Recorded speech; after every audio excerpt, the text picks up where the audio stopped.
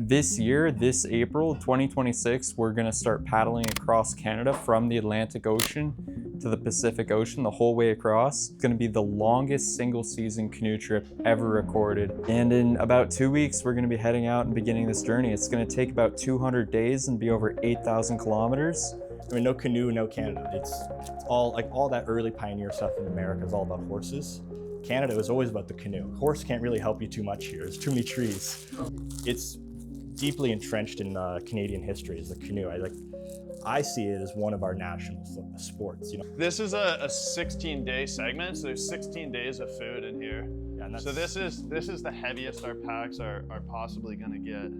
About 125. I mean, there's a bunch of stuff in here where, hopefully we'll never have to use. So if Nolan's swimming in the river, I want to go save him. I'm gonna go rope, rope, rope, rope, rope. He grabs onto the rope, and I can pull him right in. Hopefully something that's just gonna weigh me down and annoy me the entire trip, and we'll never have to touch it.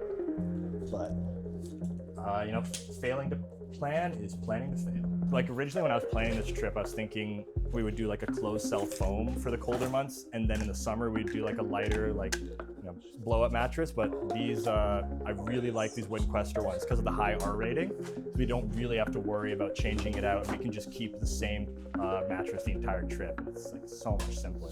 You got an 8.5 sleeping pad, and it's this big. It's pretty crazy. I mean, I think it's smaller than my Nalgene. You know, you compare that. That's pretty crazy. Yeah, because we're not going to the barber for 8 months, so we wanted to trim our hair very short. Our greatest asset is the fact that there's 3 of us. We spend so much time together, we're so close. Yeah. Nobody can bother me like these guys. No one can get under my skin as fast. No one cares about me as much. No one cares for me as much. Yeah. When we do have disputes and arguments, we put them, aside, and we can just focus and say, look, we're all trying to get to the Pacific. We're just so fortunate to have 3. We're all crazy, you know?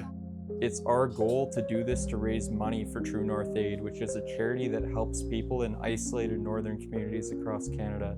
Our goal is to raise $1 million for them. If we do reach our goal of raising $1 million for them, it'll be like the biggest single fundraiser True North Aid's ever seen. So it could make a huge impact for this organization and for obviously all these people.